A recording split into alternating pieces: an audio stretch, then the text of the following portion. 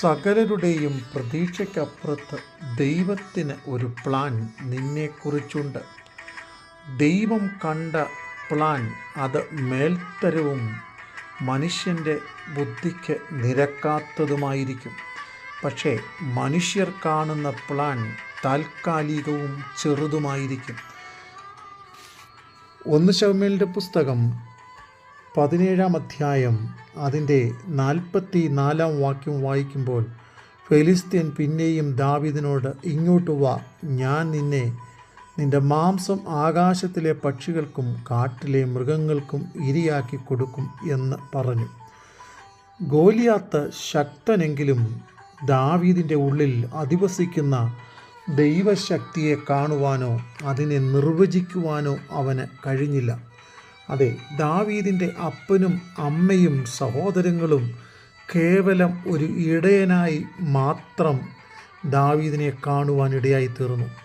പിന്നെയും രാജ്യത്തെ രാജാവാകുന്ന ശൗലും തൻ്റെ സഹോദരന്മാരും മറ്റു കൂട്ടുപടയാളികളും തന്നിലുള്ള ശക്തിയെ ഗ്രഹിക്കുവാൻ കഴിഞ്ഞില്ല. എന്നാൽ ദൈവത്തിൻ്റെ അത്യന്ത ശക്തി ദാവീദിൻ്റെ മേൽ നിലനിന്നത് ലോകം അറിഞ്ഞില്ല. അതെ, സകലരുടെയും പ്രതീക്ഷയ്ക്ക് മുകളിലാണ് ദൈവം തിരഞ്ഞെടുത്ത ഒരു ദൈവപൈതലിൻ്റെ ജീവിതം. അതെ, ഒരുപക്ഷെ ഇന്ന് നീ ഒരുപക്ഷെ വനാന്തരത്തിലായിരിക്കാം.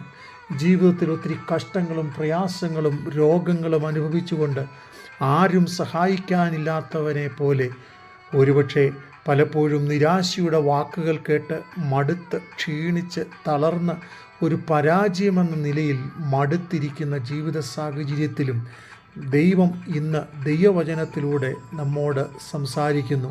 അതെ, ലോകം കാണുന്നത് പോലെയല്ല ദൈവം നിന്നെ കാണുന്നത്. ഒരത്യന്ത ശക്തി ദൈവം നിൻ്റെ മേൽ പകർന്നിരിക്കുന്നു. 2, ലോകം തിരിച്ചറിയാത്ത ഒരു ശക്തി ഉള്ളതുകൊണ്ട് ദൈവം നിന്നെ വിശേഷവും ശ്രേഷ്ഠവുമായ നിലയിൽ ഉപയോഗിക്കുവാൻ ആഗ്രഹിക്കുന്നു. 3, ദൈവത്തിൻ്റെ അത്ഭുത പ്രവൃത്തികൾ ഒട്ടും ചെറുതല്ലെന്ന് തിരിച്ചറിഞ്ഞുകൊണ്ട് ദൈവത്തിൽ ആഴമായി വിശ്വസിക്കുകയും ദൈവത്തിങ്കൽ നിന്ന് വലിയ കാര്യങ്ങൾ പ്രതീക്ഷിക്കുകയും ചെയ്യുക.